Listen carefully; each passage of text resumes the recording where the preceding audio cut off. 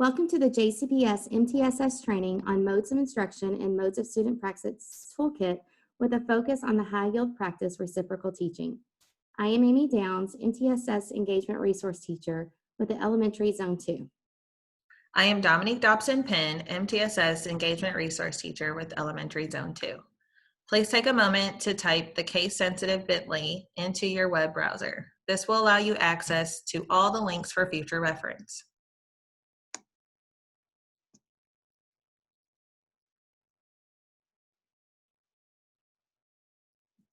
This concept map provides a visual of the departments within MTSS.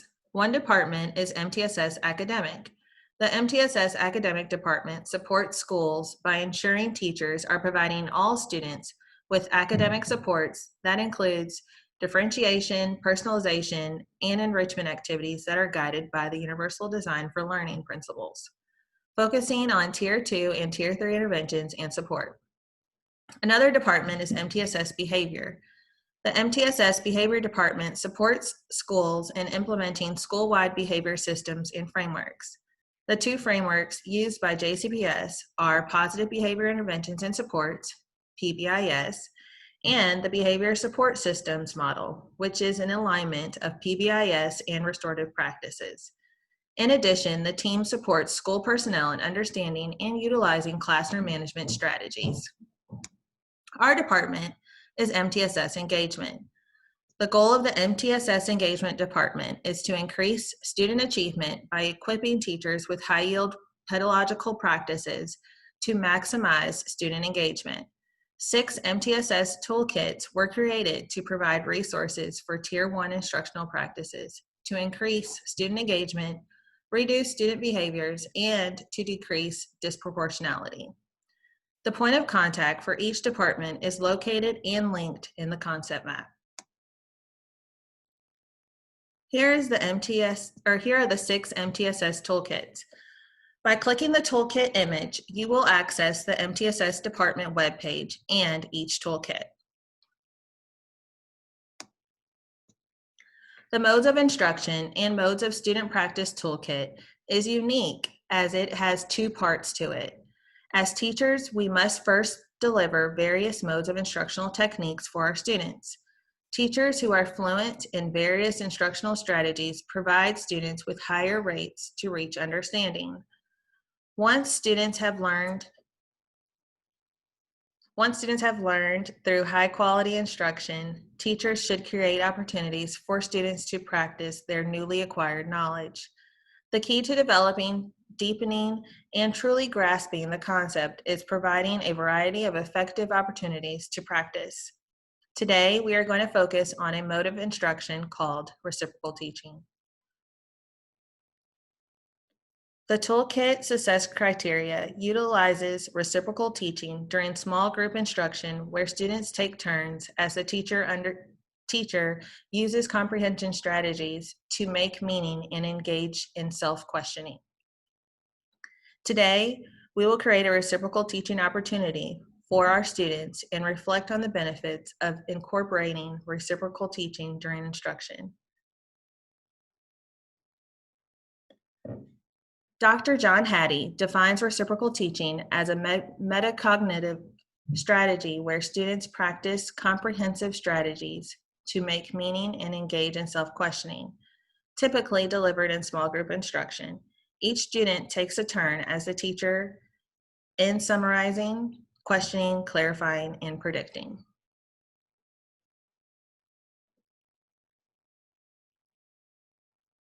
Reciprocal teaching was originally built on 4 major strategies to teach students what good readers use in order to comprehend text. Now, as we have learned over time, these strategies are not just reading strategies, but they are deeper thinking strategies that expand beyond just reading content. The 4 strategies that have been coined the Fab 4. They are summarizing, questioning, clarifying, and predicting.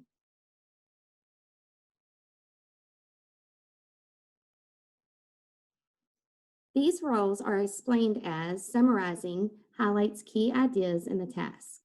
Questioning poses questions about the task, including unclear parts, puzzling information, and connections to other concepts.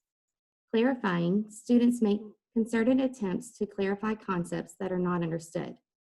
And predicting, students deliberate on what is implied in the text and make connections to prior knowledge. As I mentioned on the previous slide, Fab 4 is used to refer to these strategies. They are called this because each one is a powerful key to understanding. However, when you use them together, they become that much stronger as a unit. To make a connection, a band may be full of talented individual musicians, yet when they play together, they are capable of making special music. And that's what happens when students use these fabulous 4 strategies together during learning. As teachers, you understand that teaching each strategy individually is already a task. So you can understand that using them all at one time may be quite challenging. Hence the reason this practice is so powerful. Rather than just teaching the practice and throwing students immediately into implementation, engaging in a scaffolded approach is much more essential to making it successful. You will want to model each of the roles for the students and have them gradually learn to eventually practice it without your close guidance. Similarly, I do, we do, you do. At the bottom of the screen, you will notice a purple link entitled Reciprocal Teaching Cards. Feel free to use that link as it is something that you can use with your students. On this slide, we are going to click this link to show an example of how you could practice reciprocal teaching digitally within a whole group setting using Google Jamboard. You'll notice this example centers reciprocal teaching around a photograph. But remember, reciprocal teaching will typically focus on content-related topics, but practice is needed to ensure students understand the process and roles. Once you click this, it will take you directly to the Jamboard that we've created.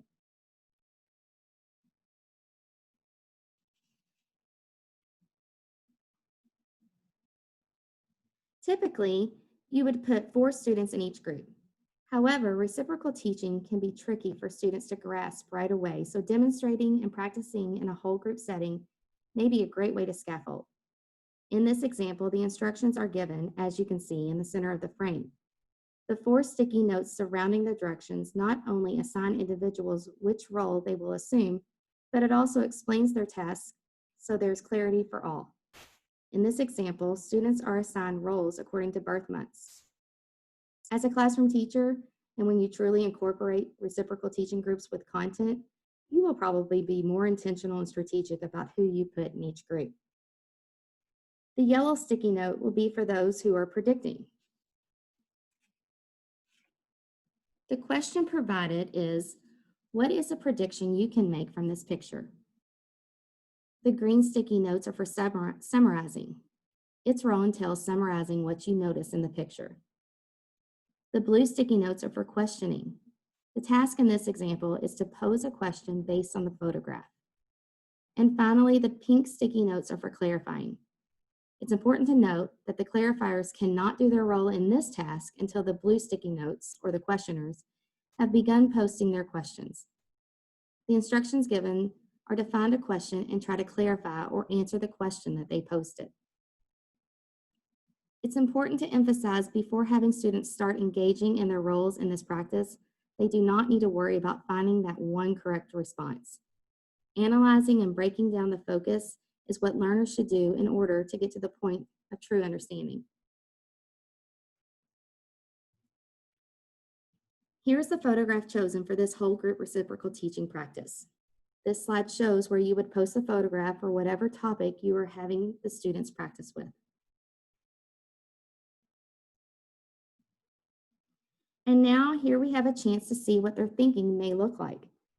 As you take a moment to look at the responses and compare them to the photograph, you can see how this practice can provoke deeper levels of thinking, even though in this example, they are simply breaking down a photograph.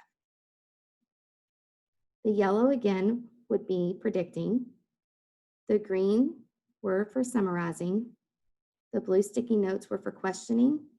And the pink sticky notes were to clarify for the blue questioners. Again, this is just one way that you can introduce the reciprocal teaching practice in a whole group setting. You could definitely do this in multiple settings, and we wanted to share how a Google Jamboard could be used as a digital platform for the activity.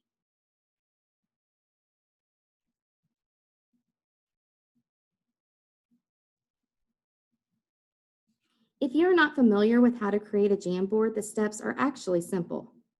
First, you click your waffle, which is located at the upper right-hand side of your screen. And then you just scroll to the Jamboard icon as seen on this slide. Once you're in Jamboard, click the plus sign in the bottom right corner and create a new one. And just like that, you're ready to begin.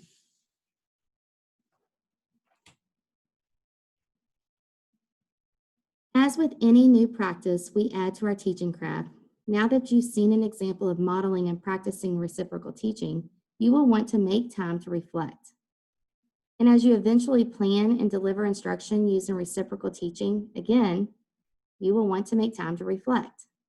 Some questions you might ask yourself and your colleagues are, how could students benefit from participating in reciprocal teaching? How do we get students to the point where they can teach each other? And what would be a benefit from doing this reciprocal teaching activity no matter what the content is of the class? So now what? When you're ready to learn more or dive deeper into incorporating reciprocal teaching, take this new information back to your PLC. We've attached a possible form that you could use for planning, as well as another resource in the form of a video modeling the practice in a classroom, as well as some guiding questions for your team to follow on the next slide. This is simply an activity you could use with a video to help provoke some discourse and connections. Thank you for joining us and learning about reciprocal teaching. Please refer to the bit.ly on the first slide as necessary for future reference. For more information about the MTSS Toolkits and other high-yield practices, please visit our website. We truly appreciate your time.